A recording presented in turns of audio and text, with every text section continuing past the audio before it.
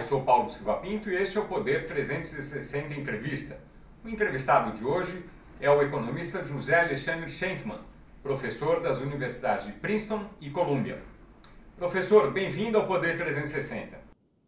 Obrigado, Paulo. Começando, a dívida pública brasileira vai chegar, a previsão é de que chegue a 100% do PIB neste ano. Isso é muito preocupante na sua avaliação? Olha, em primeiro lugar, esse aumento da dívida que ocorreu no período da Covid-19 era necessário. Então, eu acho que é uma coisa que a gente não pode dizer, olha, nós tivemos que fazer. Obviamente, teria sido melhor se o Brasil tivesse chegado ao começo da epidemia com menor dívida. Seria sempre melhor do que com a dívida que chegou. Mas eu acho que o governo fez aquilo que era necessário. Todos os governos do mundo fizeram isso. Agora, para o futuro, a gente precisa pensar em duas coisas. Em primeiro lugar, existe a questão da dívida e existe também uma questão muito importante, que é como nós gastamos os 35%, ou seja lá o que for do PIB, que a gente coleta como imposto. Tá?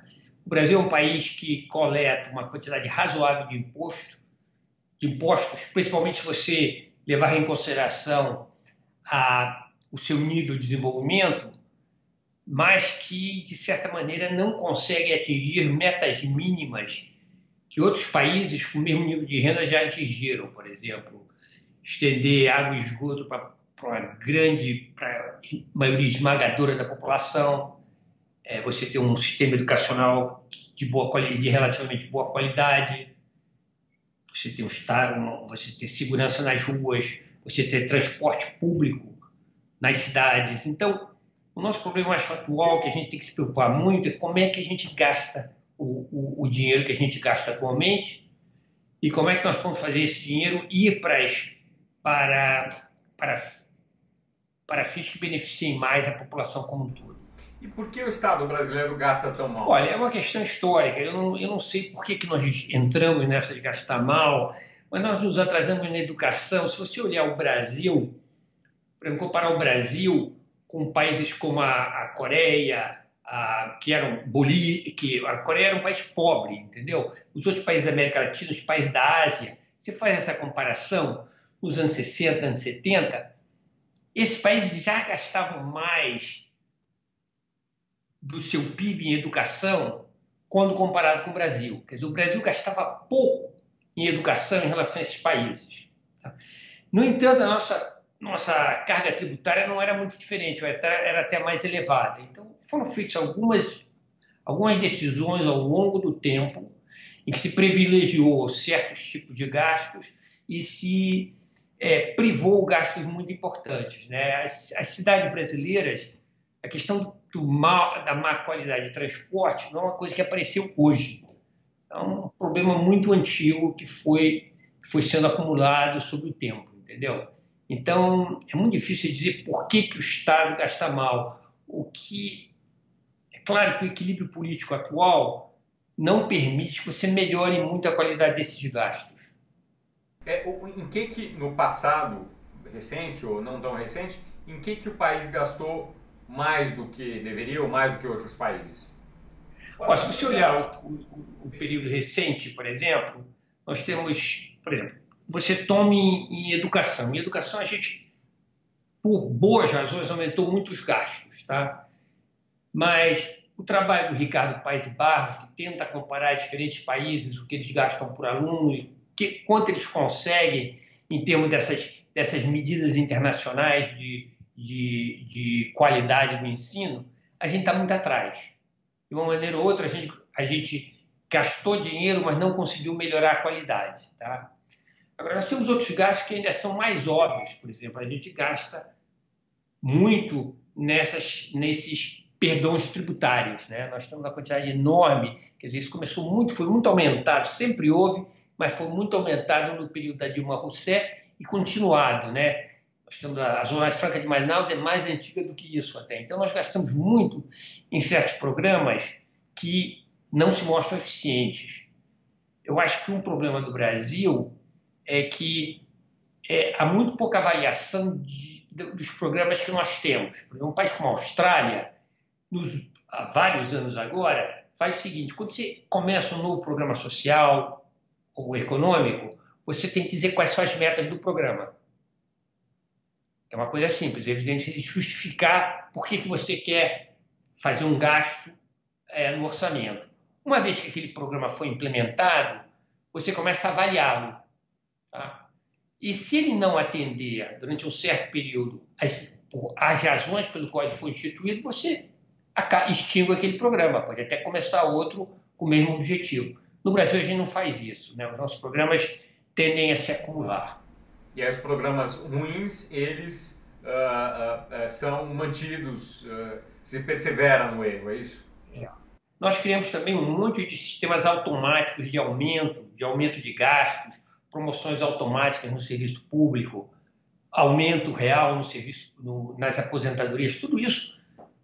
Evidentemente, cada uma dessas coisas pode até ter uma boa razão, né? Mas você acaba tomando uma quantidade enorme do orçamento e sem permitir que você faça as coisas que são realmente importantes para melhorar a vida do brasileiro médio. Professor, voltando ao tamanho da dívida, né, que deve chegar a 100% do PIB no fim do ano, um argumento do governo é que outros países também estarão numa situação pior, porque tiveram que incorrer nesses gastos em função da pandemia. Como é que vai ficar a posição relativa do Brasil? Ela, na comparação com outros países, o Brasil vai ficar pior do que começou o ano ou vai ficar melhor do que começou o ano? Bom, isso depende do grupo de comparação que você pegar. Por exemplo, os países desenvolvidos, e aí eu estou falando da União Europeia e dos Estados Unidos principalmente, aumentaram muito os gastos do governo, tá? E eu acho que era necessário, de novo, para cada uma dessas economias isso era necessário, e evidentemente eles vão acabar com dívidas muito mais altas do que eles tinham anterior à pandemia. Mas isso aqui, há um fenômeno que eu acho que os economistas não entendem muito bem por quê, mas é um fenômeno empírico, que o custo da dívida continua a baixar. Quer dizer, a taxa de juro real paga por países como o Japão, os países, vamos supor, mais sólidos da União Europeia, como a Alemanha, França e pelos Estados Unidos, ela hoje é negativa, tá? A taxa de juros reais que eles pagam na dívida. Então, obviamente, há uma tentação, uma ideia de que, olha, não é tão caro assim você ter um déficit, nós temos tempo até um determinado momento que essas taxas voltarem, nós podemos, então, construir uma dívida mais alta. Tá? Como eu disse, os economistas não entendem muito bem por quê, há várias teorias, mas nada ainda, não há nenhum consenso. Mas é um fato empírico, entendeu? Mesmo o Brasil, se você olhar, hoje tem taxas de juros reais pagas pelo governo que são inéditas, pelo menos no passado recente, né? Então isso aqui é uma indicação que, evidentemente, não é tão ruim ter essa dívida de que nós vamos chegar a 100% do PIB, você falou, né? Mais de 100% do PIB, né? De mais de 100% do PIB. Quando o juro real está onde está hoje, comparado com o que estava, vamos supor, na época do programa de estabilização de 94. Né? Então, tudo isso são considerações, mas, de qualquer maneira, é preciso ter cuidado. Né? A gente precisa ter cuidado porque isso aí não é claro que é uma situação permanente, uma situação nova, é uma situação que pode mudar, não há nenhuma razão para esperar que essa situação fique para sempre, e por causa disso você tem que ser criterioso nesse aumento da dívida. Mas, de novo, mais que isso, mais do que criterioso no aumento da dívida, você tem que ser criterioso de como você gasta o dinheiro. Porque se você não for criterioso na maneira que você gasta o dinheiro, você vai estar privando programas importantes, iniciativas importantes de serem tomadas. O que o senhor acha que deve ser feito para o restabelecimento do equilíbrio fiscal? Os esforços devem começar no ano que vem ou antes mesmo? Qual a sua avaliação? Olha, esse ano eu acho até a gente entender quão longo vai ser essa pandemia, eu acho que é muito cedo para a gente tomar esse tipo de atitude de saber o que a gente vai fazer depois da pandemia, né? Obviamente, hoje em dia, muitos de nós, inclusive eu, temos esperança que em algum momento do ano que vem haja uma vacina, ou até talvez até mais cedo. Então, se a vacina, depois que a vacina for demonstrado que depois que for demonstrado que há uma vacina boa, eficiente, você ainda tem o problema de como é que você vai distribuir essas vacinas, como é que você vai criar logística para que essas vacinas cheguem para as pessoas, né? Isso não é um problema simples, né? Algumas dessas vacinas mais promissoras exigem ou que a vacina seja congelada ou pelo menos refrigerada até o momento em que ela é dada ao vacinado, né? Isso tudo exige toda uma infraestrutura que não existe. Tá? Você precisa de... Há problemas até triviais. O Bill Gates, outro dia, estava falando sobre isso. Como é que você cria ampolas para o que são realmente... Como é que você cria bilhões de ampolas? Algumas das vacinas vão exigir também que você seja injetado. Então, quando você é injetado, você tem que ter alguma forma de seringa, uma combinação de ampola com seringa. Então, isso tudo, isso tudo vai demorar, né? Enquanto a gente não vê claramente o fim desta pandemia, eu acho que é cedo dizer que a gente pode começar, porque quanto mais prolongado for a pandemia, mais necessário vão ser gastos para combater a pandemia. Existe uma expectativa muito grande de que se possa sair dessa crise e que a recuperação seja de preferência rápida. Quais são as chances, na sua avaliação, de uma chamada recuperação em V, quer dizer, uma recuperação que toque no fundo e suba rapidamente? Olha, nós estamos vivendo, a pandemia trouxe um tipo de crise econômica que, de novo, pelo menos nos anos recentes, é completamente nova, né? Se você olhar, por exemplo, o que aconteceu em crises passadas, aqui nos Estados Unidos fala-se muito da crise de 2008, foi uma crise muito importante, tanto nos Estados Unidos como no resto do mundo, né?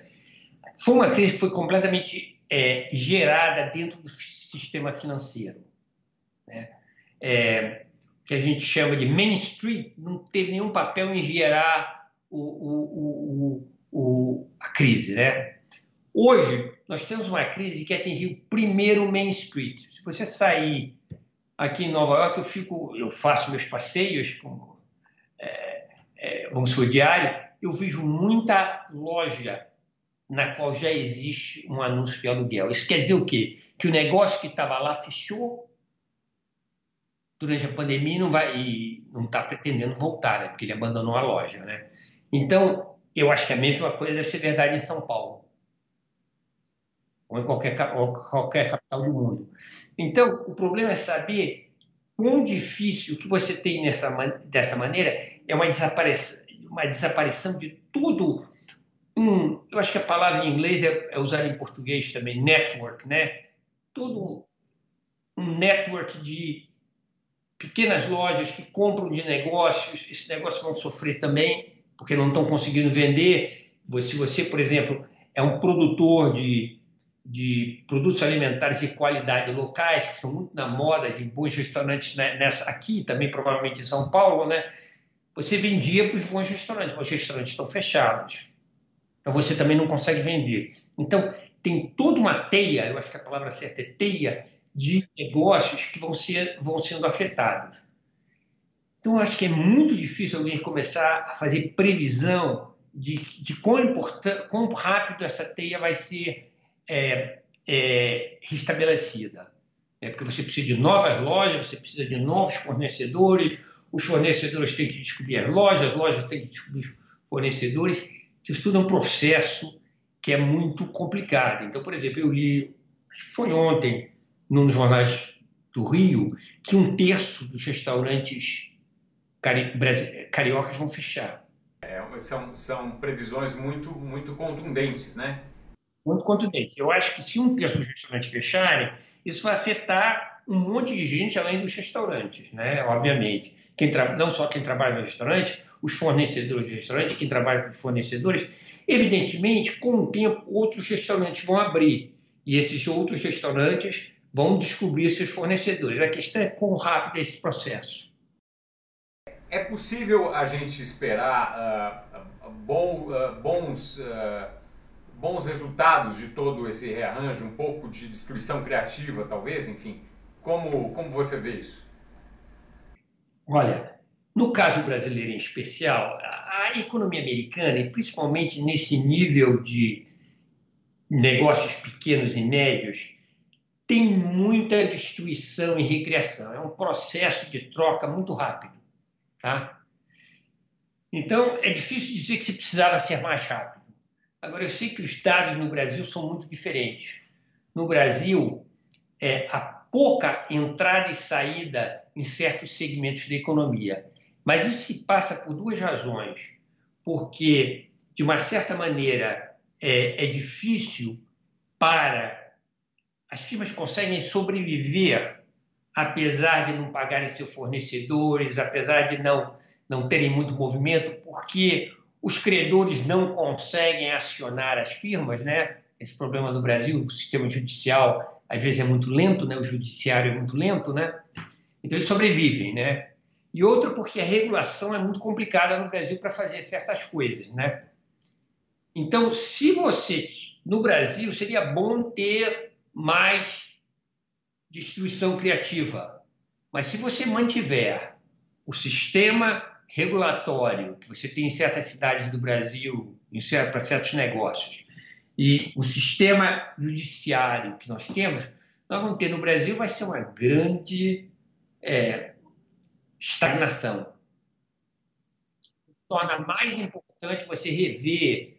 As cidades têm que rever por que é tão caro você fazer uma reforma, às vezes até impossível. Por que é tão caro você, às vezes, trocar um alvará para mudar um negócio? Eu entendi. Seria a oportunidade de fazer uma reforma institucional nessas coisas que criam custos Já tem que ser excessivos. mais rápido decidir. O sistema de falência, que já melhorou no Brasil em relação ao que era antigamente, tem que melhorar ainda mais, porque o sistema de falência em quase todos os países do mundo, mas principalmente no Brasil, ele é muito centrado nas firmas maiores, né? Então, você precisa melhorar o sistema de falências para os negócios pequenos, para resolver os problemas dos credores, de alguma maneira resolver o problema. Então, o sujeito poder parar e dizem, não é uma coisa que eu tenho nenhuma experiência pessoal, fechar uma firma no Brasil é extremamente complicado. Isso é o desejável, essa mudança institucional. Quais são as chances de acontecer efetivamente isso? Olha, eu acho que o Brasil, eu acho que principalmente as reformas no Brasil foram feitas quando havia governos com ideia muito clara do que precisavam fazer, tá? Que tinham um grupo de pessoas dentro desses governos que sabiam operacionalizar as mudanças, e terceiro, que tinha o apoio político para fazê-lo, principalmente no Congresso, etc. Estou falando a nível federal. Eu acho que, de uma certa maneira, o governo Bolsonaro falta ele peca nesses três aspectos, né? Falta esses três aspectos. Então, você não pode ser muito otimista, né? Se o governo Bolsonaro tivesse a eficiência que ele promete, nós já teríamos o quê? R$1 trilhão de privatização e a venda dos terrenos. Quanto é que já teria coletado? E a reforma tributária? Quer dizer, as coisas andam muito devagar. Eu acho que não é só culpa do governo, é claro, quer dizer, todas as instituições brasileiras são lentas, mas eu acho que a situação atual do país não te dá muito ânimo sobre isso. A reforma tributária é um item que parece que vai avançar, quer dizer, pelo menos há movimentos em relação a isso. O governo entregou uma proposta unificando PIS e COFINS, criando um novo tributo, né, que substitui esses dois, e há as discussões no próprio Congresso sobre outras outros itens ali, né? Imposto de valor agregado, inclusive substituindo o ICMS. Quais são as chances de essa reforma deslanchar na sua avaliação? Olha, em primeiro lugar, eu acho que a iniciativa do governo sobre PIS e COFINS é uma iniciativa boa. Eu acho que transformar esses tributos, que eram tributos e que são tributos em cascata, em tributos sobre valor adicionado, é muito importante. Agora, nós precisamos estender isso não só para esses tributos federais, mas também para os tributos estaduais e municipais, como o IVA e o Imposto sobre Serviço, etc., né? Então, é muito importante que a gente consiga fazer isso. Esse é o sistema que é utilizado no mundo avançado inteiro, entendeu? É o sistema que os europeus usam. Os americanos usam um sistema um pouco diferente, mas que é equivalente, que é o sistema de sales tax, que eles só taxam a última transação. No fundo, economicamente, é muito equivalente. Então, é um negócio que é muito importante. Mas não é só isso. E isso está claro o projeto do Congresso, o projeto que foi, eu acho, foi inicialmente desenhado pelo Bernardo Api, propõe isso, né? Eu acho que se a gente conseguisse pegar aquele projeto e levá-lo adiante, eu acho que seria muito importante. O projeto do governo, eu acho que essa parte do governo está contido também no projeto do Api, porque a ideia dele era fazer todos os projetos, todos os impostos indiretos serem sobre valor adicionado. Agora, nós temos que trabalhar nisso e temos também que trabalhar nos impostos diretos. A questão dos impostos diretos, no Brasil, nós temos que conversar sobre dois assuntos. Em primeiro lugar, são as pessoas que, fazendo exatamente a mesma atividade que uma outra, pagam muito menos impostos. É a famosa PJ no Brasil, né? PJ no Brasil, ela paga uma taxa de imposto muito bem. Se você tem uma PJ, você paga muito menos imposto do que se você for um empregado, né? Então, esse sistema tem que acabar. Eu acho que o sistema que os Estados Unidos segue é que você pode ter uma PJ, mas a renda da PJ entra na sua declaração. Quer dizer, tem que tributar o dividendo, o lucro, para que isso mude. É completamente tributado. Não é questão que uma PJ, o lucro é completamente dentro do imposto de renda. Você não pode dizer, eu não me paguei dividendo, você não pode dizer isso. O dinheiro que a PJ ganha, a menos que você seja uma corporation, que tem um outro sistema, a PJ vai ter que ser, ela é incorporada na pessoa física.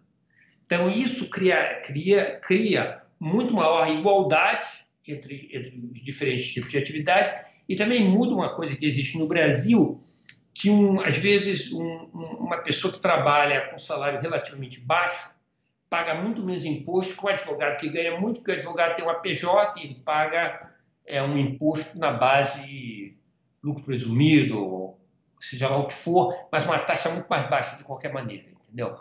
Então, isso aí é uma reforma importante.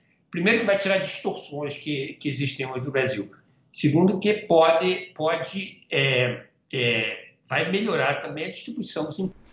Professor, os investimentos externos no Brasil alcançaram, nesse período recente, nesse trimestre, o nível mais baixo desde 2015.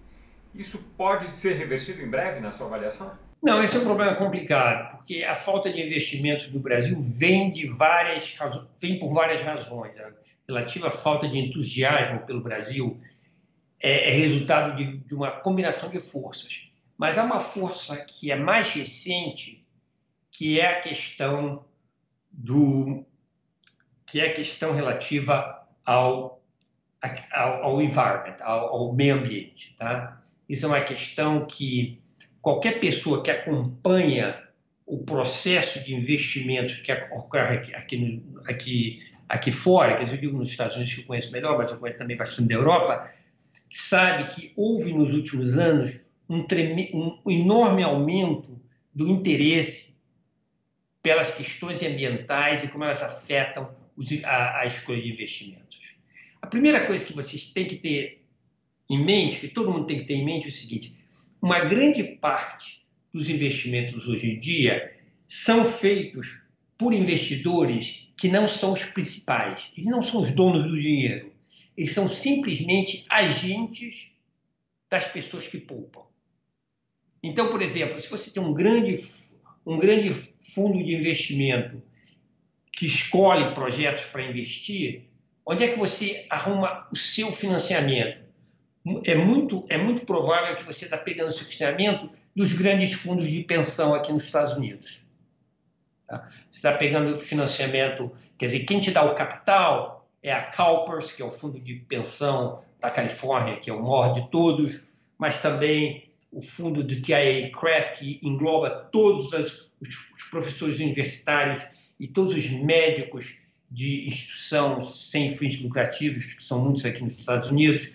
Então, quando essas pessoas dão dinheiro para o fundo de pensão, o fundo de pensão então escolhe quais vão ser os managers, quais vão ser os gerentes do dinheiro dele, né? E nesse processo há uma pressão muito grande das pessoas que são originárias do dinheiro hoje em dia para dizer, olha, eu não quero que meu dinheiro vá para certos fins. Então, é um processo que eu, por exemplo, eu estou no board de uma instituição científica, a National Academy of Sciences, e a gente investe, o capital da National Academy é mais ou menos $1 bilhão. Nós temos um fundo de $1 bilhão para investir. A enorme questão dos membros da National Academy, que são cientistas, na sua grande maioria, e alguns economistas como eu, mas em grande maioria cientistas, que dizem, olha, nós não queremos que os fundos da National Academy sejam investidos em projetos que podem danificar o meio ambiente. Agora, o governo diz que há injustiça nisso, que o Brasil tem grandes áreas de preservação, mais do que outros países, e que essa avaliação quanto à destruição do meio ambiente, ela tem equívocos. Qual a sua avaliação sobre isso? Olha, eu acho que o Brasil, de fato, tem. Nós temos uma possibilidade muito grande de vender o fato que o Brasil tem fornece grandes oportunidades para investimentos com grande valor ambiental. Tá? Eu acho que isso aí o Brasil tem essa possibilidade. O que nos prejudica são duas coisas. Em primeiro lugar, foi a atitude do governo em relação à Amazônia, né? Quer dizer, o governo anunciou, e por causa disso ele teve consequências, simplesmente anunciou que ele não colocaria obstáculo às pessoas que na política simplesmente de tentar roubar terras da União, tá? Queimam a floresta. O governo praticamente anunciou isso, que ele disse, olha, não pode mais tomar as máquinas e quem está lá na floresta não pode destruir as máquinas. E você sabe, não há outra alternativa, você não tem uma maneira de transportar aquelas máquinas para fora da floresta. Então você tem que deixar lá e o cara vai lá e usa de novo, né? Então não há esse tipo de atitude no governo produziu um grande efeito negativo para o caso brasileiro, né? O Brasil hoje tem uma fama que infelizmente é muito ruim sobre esse aspecto. Muito embora nós temos muitas outras coisas que a gente faz muito bem. A gente gera eletricidade com relativamente pouco uso de combustíveis fósseis, algumas é relativamente pouco. A gente criou o pró-álcool e o etanol é hoje uma das maneiras de você ter o transporte com menor efeito serra. Então, tudo isso para aquecimento global, né? Então, tudo isso são coisas boas para o Brasil.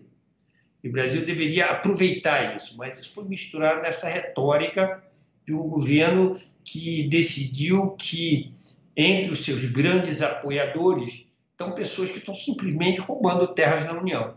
E o sistema de roubar terra na União é que você invade, corta a madeira, aproveita a madeira, depois se estabelece lá, daqui a 5 anos, você sabe que você vai ter uma anistia, ou a lei diz que depois de 10 anos você fica dono daquilo.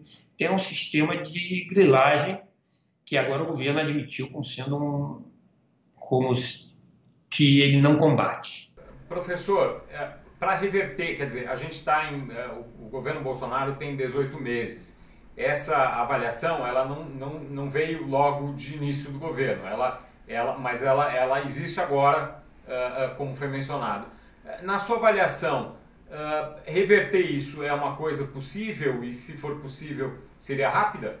Eu acho que seria possível e seria rápida, porque as medidas de proteção da Amazônia, elas têm um efeito rápido. Assim que a gente viu a deterioração, já no final do governo Dilma, começo de do Temer, e também vimos a melhoria substancial que houve quando a Marina Silva era ministra e começou a tomar medidas e começou a fazer as medidas de proteção à floresta, isso pode voltar, né? O Brasil tem a tecnologia. Hoje, a tecnologia para combater a grilagem existe. E o Brasil domina ela, que são satélites, né, que podem rapidamente dizer onde é que tem alguém invadindo terra que deveria estar protegida. E isso aí é um trabalho que já foi feito, conseguiu-se fazer. Obviamente, quando você para de fazer, a situação piora de novo. Quando você oferece uma anistia, você diz para as pessoas, olha, pode grilar, porque daqui a pouco vem outra, porque o Brasil tem uma história de anistias, né? Então agora se oferece uma melhor ainda, então a ideia é que isso vai ser ainda melhor. Então você tem que... isso não é difícil de reverter. Eu acho que precisa de uma política, a Amazônia precisa de uma política diferente do que está sendo seguida agora. Voltando à questão dos investimentos, do volume financeiro, houve uma queda drástica, também talvez em função da pandemia. Agora, a sua avaliação é que isso não se reverte só com o fim da pandemia. É preciso mudar o meio ambiente também, é isso? Nós temos que mudar o meio ambiente, mas nós precisamos fazer outras coisas também. Que o problema não é só o problema do meio ambiente, como eu falei, tem várias razões pelo qual o investimento do Brasil é baixo. O mundo inteiro, principalmente nesse meio em que nos encontramos atualmente, nesse estado que nos encontramos atualmente, que as taxas de juros estão muito baixas, no mundo inteiro procura esse investimento de longo prazo. E isso é sinônimo, o investimento em infraestrutura é sinônimo disso. Mas no Brasil isso não é problema desse governo, é um problema que já havia nos governos anteriores e continua. O Brasil tem um sistema de regulação da infraestrutura que torna muito pouco atrativo o investimento em infraestrutura no Brasil. Isso vai desde o sistema legal, a maneira que o sistema legal, por exemplo, às vezes o governo pode fazer um contrato para uma rodovia que troca pedágio pela melhoria da rodovia, né? Um sistema de pedágio, aquele acordo é aprovado e um dia um juiz diz não pode aumentar o pedágio para refletir a inflação. Quer dizer, tudo isso, esse tipo de intervenção torna a atratividade desse tipo de investimento claramente muito menor, né? Então existe todo ao problema de regulamentação. O Brasil tem que realmente criar um sistema que torne o investimento em infraestrutura no Brasil mais atrativo. Porque é claro que o governo não vai ter dinheiro para fazer isso. Quer dizer, uma aposta do governo é justamente a retomada pelos projetos de infraestrutura. Mas, na sua avaliação, só a oferta de oportunidades não é suficiente para essa retomada, não? Os projetos já existiam. No Brasil, nunca houve falta de projetos. Você lembra do Trem-Bala? Nunca houve falta de projetos no Brasil. O problema não é dar projeto, tá? Nem às vezes, muitas vezes você faz um projeto e coloca uma estatal em cargo e o projeto anda devagarzinho, mas nunca chega lá, né? Então, eu acho que o Brasil, o problema não é falta de projeto. O problema do Brasil é falta de um sistema que atrai o capital para financiar esses projetos. Um item, um assunto que foi foco de pesquisas suas foi a importância do combate à criminalidade, da redução da criminalidade para a melhora dos negócios do ambiente econômico. Quais as perspectivas em relação a esse ponto num governo que se propõe a reduzir a impunidade, né, dos crimes contra o patrimônio e outros crimes? Olha, eu acho que para você melhorar a criminalidade, você precisa de duas coisas.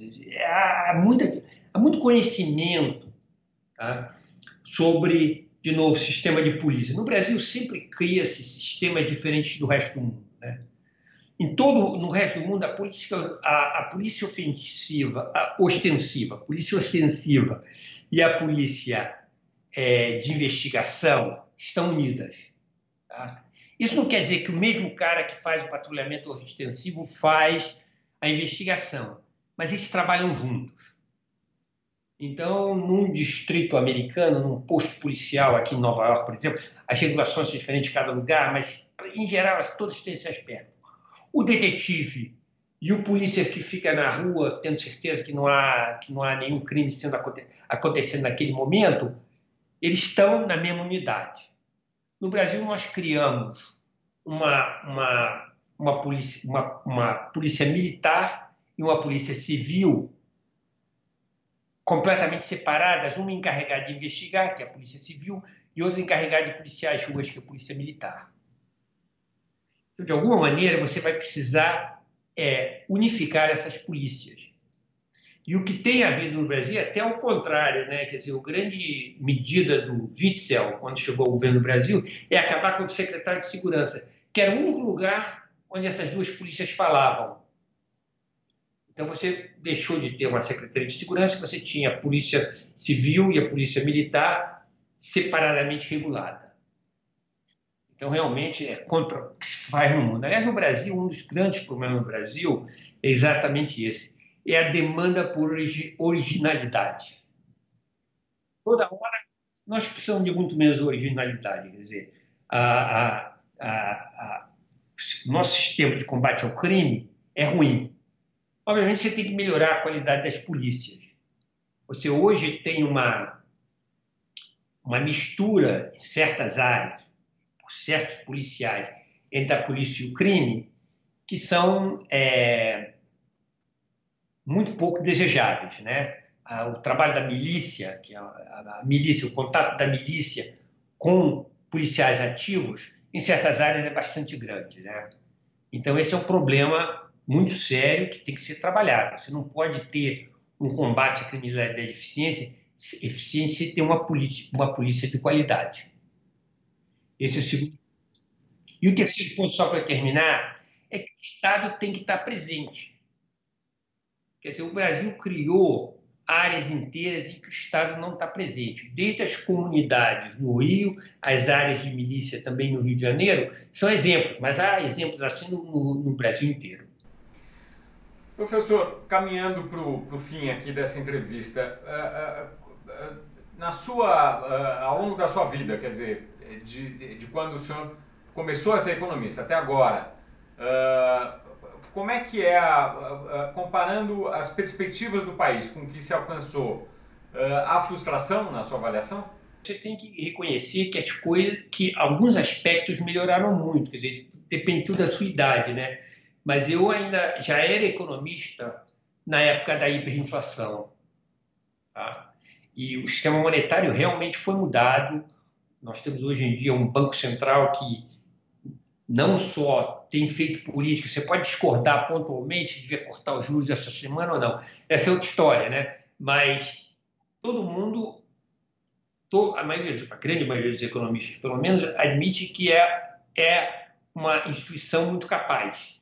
Não só quem tem um corpo interno muito capaz e tem sido capaz de recrutar bons economistas frequentemente para chefiar, ou para estar como um dos diretores, etc. Então, sobre esse aspecto, nós melhoramos muito, tá? Eu acho que a criação do Bolsa Família foi um momento muito importante na política social do Brasil. E a maneira que o Brasil criou, a maneira que o Bolsa Família foi criado, foi dessas coisas que não foi jabuticaba. As pessoas que estavam encarregadas de criar e implementar o Bolsa Família saíram por aí e virem quem faz isso bem. E viram que o México e a Colômbia tinham bons programas, que tinham tido bons serviços, que eram bem avaliados, que eram continuamente avaliados, etc. Então, o Bolsa Família é um exemplo de um programa que foi criado e que, de uma maneira boa, que foi criado de uma maneira bem pensada e que realmente teve um impacto. A gente sabe, a gente hoje mede o impacto na pobreza, principalmente na pobreza extrema no Brasil, e houve uma melhoria muito grande.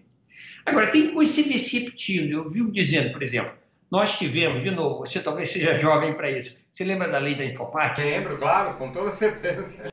Atrasou tremendamente a adoção de todo tipo de tecnologia computarizada no Brasil. Certo?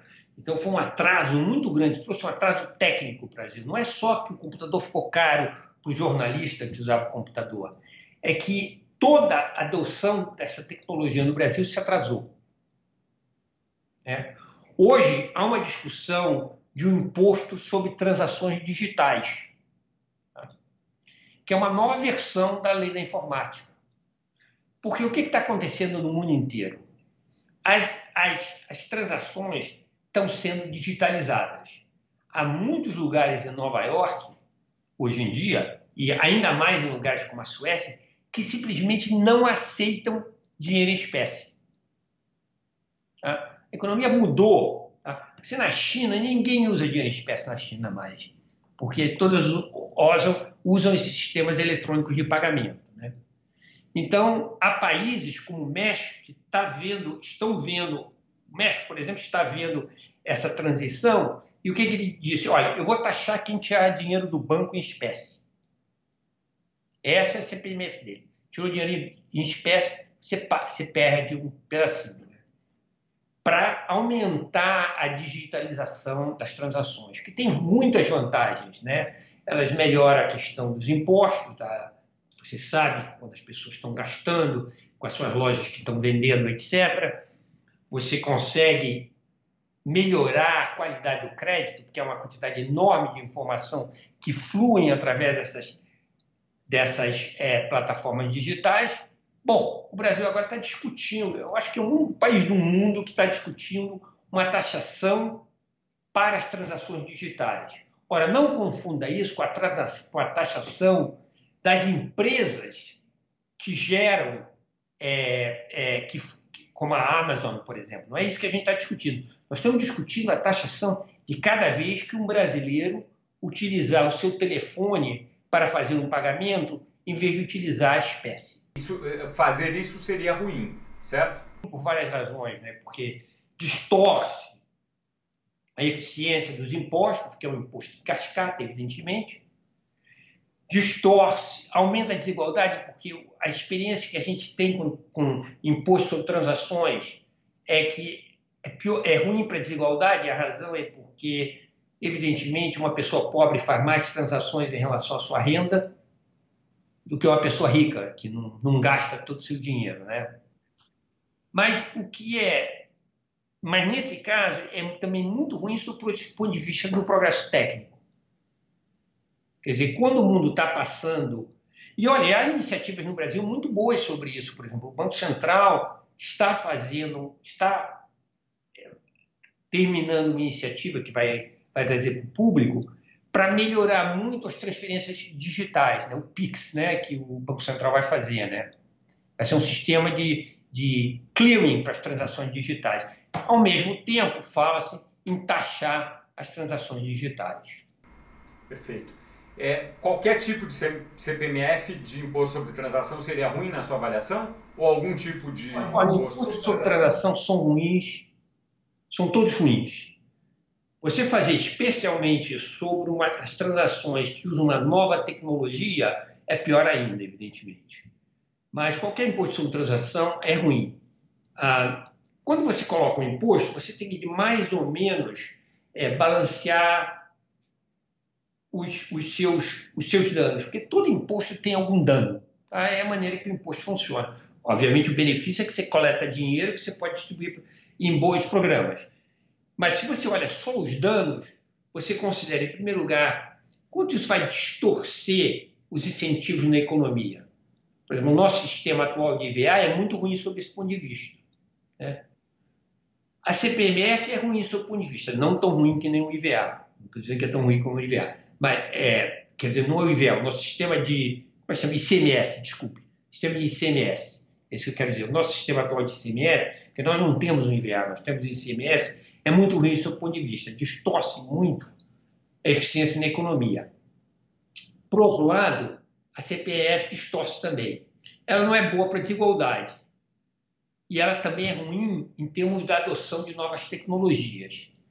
Em inglês, você diria que ela atinge a trifecta. Eu não sei se usa trifecta, esse termo em português. É uma aposta que você tem que acertar 3 coisas para ganhar. A CPMF, sobre transações digitais, acerta a trifecta. Ela é ruim do ponto de vista de distorção, ela é ruim do ponto de vista de desigualdade e é ruim do ponto de vista de adoção do progresso técnico. Professor, tem algo mais que seja o caso de mencionar aqui nessa entrevista? Você fez muitas perguntas boas. Minhas respostas foram, talvez não, poderiam ter sido melhores e talvez mais extensivas, mas o tempo também é importante. De modo algum, elas foram muito boas e eu agradeço muito por essa sua participação aqui no Poder 360. Obrigado, Paulo, pelas questões e pela discussão toda. Agradeço a você também que nos acompanhou aqui no nosso canal no YouTube. Você pode clicar no ícone embaixo da tela e acompanhar todas as novidades que há por aqui. Até a próxima!